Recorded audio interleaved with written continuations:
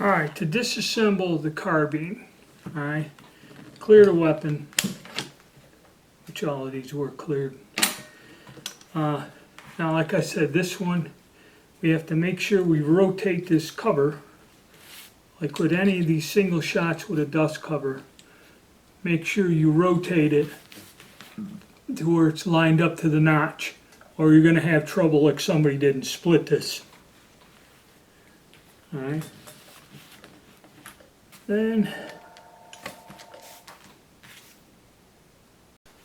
sorry for the interruption. Alright, so we just, this one moved pretty easy. Push our little tab out. Make sure you got it out all the way, and remove the bolt. And this here is pretty much identical to the 1870 Troop Special. To press down on the extractor, okay, get your pressure off there, and as you see on this one, if you look, there is no firing pin.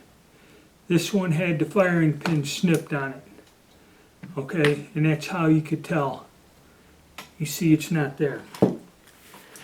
Now these guns are a bit more simpler. There is no screw.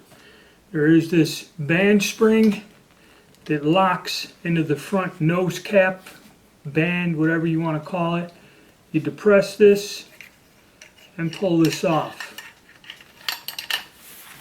Okay? Then this action should, like the other one, lift right out of the stock. So, if you're intending to purchase one of these, check the photographs out. Make sure that this is all complete, because I have no idea if that's missing, damaged, or there's something wrong here, or if this is damaged or missing. This gun is not functional and not safe to shoot. So this is something you have to look at fairly well, that the stock is in good condition, the barrel spring is there, and this nose cap piece is in good condition and not damaged. I think I seen one up on an auction where this was all screwed up and like not even assembled in the photograph. Okay, so I'm not going to bother taking these out because it's identical. Go back to the video I made on disassembling the 1870 Troop Special. It's identical here. You pull this out, the safety, all the parts and everything are identical. There's just two screws that hold all of that in there. Okay, so let's take a look at what we got.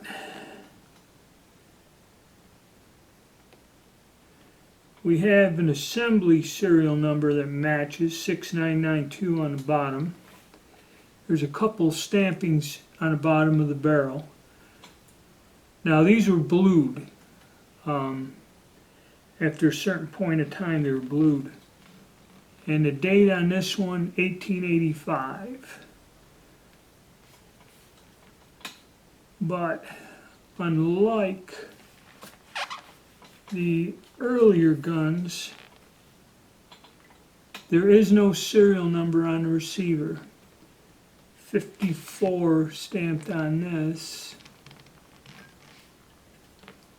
which is not part of the thing. This one has some damage to it that's split, but not much you can do. Alright, so the bolt also very similar, just like in the last one. Similar to the Vetterli, but slightly different. You know, the Vetterli has the cutouts and that, but it comes apart the same way.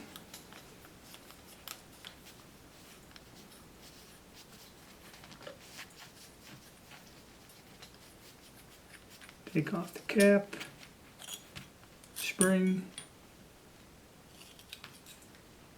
and see this is your Your firing pin is identical. I've been trying to put something on this. I'm going to have to screw something in there and harden it and extend it out to make a firing pin. So I've been working on this.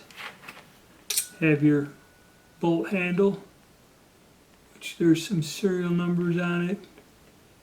Kind of doesn't. I don't know if that matches or not. Let's see if we can get this extractor out. And like I said, they're a flat spring and there's a hook under there. Well, you see in the picture, I really don't want to fool with it if it's working and in place. I don't want to beat that out of there. It's not rusted. There's no rust. It moves like it should. But there you go. Same identical thing. Now as we go on, these bolts will be modified, but all of the single shots, I believe, are identical. Okay, bolt-wise. When you get into the different versions, I think the bolts, that's where you're going to start seeing bolts being modified. I know that the 70, 87, 15, the bolt was modified, and I believe on the magazine modification, I think there was a modification on the bolt also. And then you depress your extractor and try to ratchet that around. I'll do it with the receiver. Okay, I'll get the other one disassembled and we'll take a close-up look at the barrel markings. Okay, we're going to take a look at the undersides of the receivers. Now the one without the bayonet has different serial numbers, which could be assembly numbers. There's a 7 and a few markings on there. This other one, nicer one, has the bayonet, doesn't have any assembly numbers, and this was the area on the underside that the TS's had their serial numbers on there. And this one has all these little tiny inspection stamps and that, whatever, on there. Now this gun here was refinished, so some of this stuff is kind of buffed off. You can see also when you look at the flat markings. Now this one had the date of 1885, and this one here is 1875, a bit earlier weapon. The bores on both of these guns is outstanding. There's your manufacturer on that flat. And there's your manufacturer and a stamp there. It has a PP in a circle, which means interchangeable parts.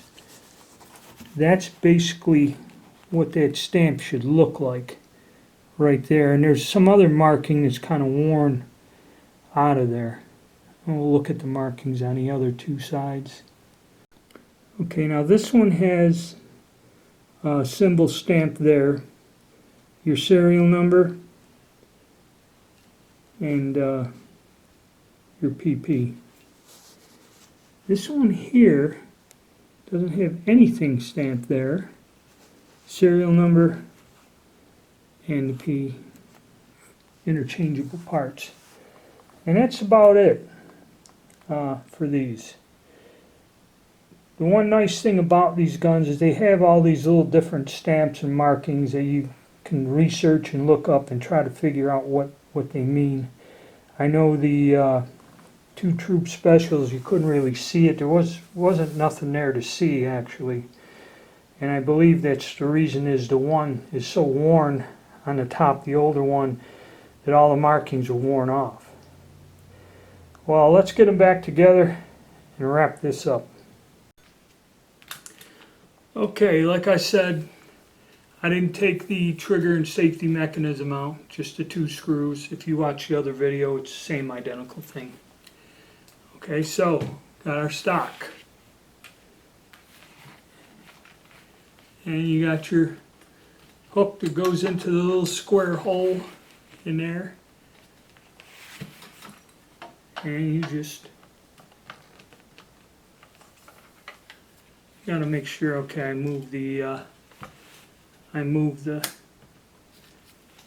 so you want to line that lip up of the dust cover with that notch in there. Stocks inlet it up. Actually, we got a problem. We move the dust cover, make sure that the notch is lined up when you slide it back so you don't put pressure and dent the dust cover. So I slid it forward to look for a serial number, but then I moved it and didn't slide it back. Make sure it is lined up, and then get that into the ring. I don't know if you can see it on this one.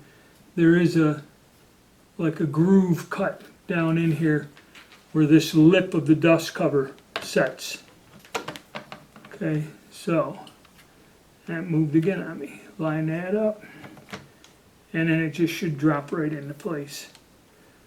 Okay, then take your nose cap, slide that down up on there, get in, depress this until it locks in the hole, and that's it. Now you push this back up your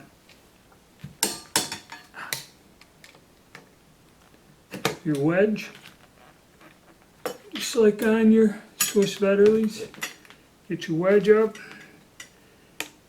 line your bolt up. This one's already set to go. Push the wedge back down. Use our safety, decock it. And then with this one here, it's just a matter of getting the bayonet back on.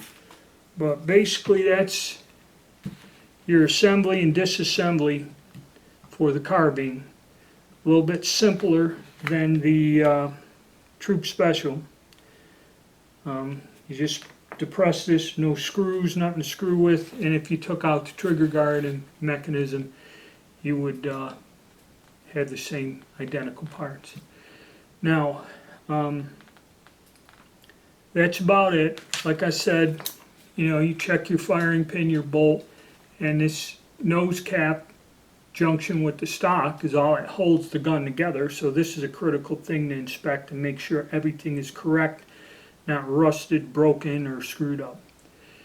And then you should be safe to go to the range. Because like I said, both of these rifles have a mint bore. You will find some that are in worse shape, but generally when I go through and find these and pick them up, I get the ones that have really nice clean bores on them. So because my intent is to shoot them. I know some people probably wouldn't, they just like it to add into their collection. Shooting it isn't really a #1 priority, but condition is the key to value. Alright, stay tuned.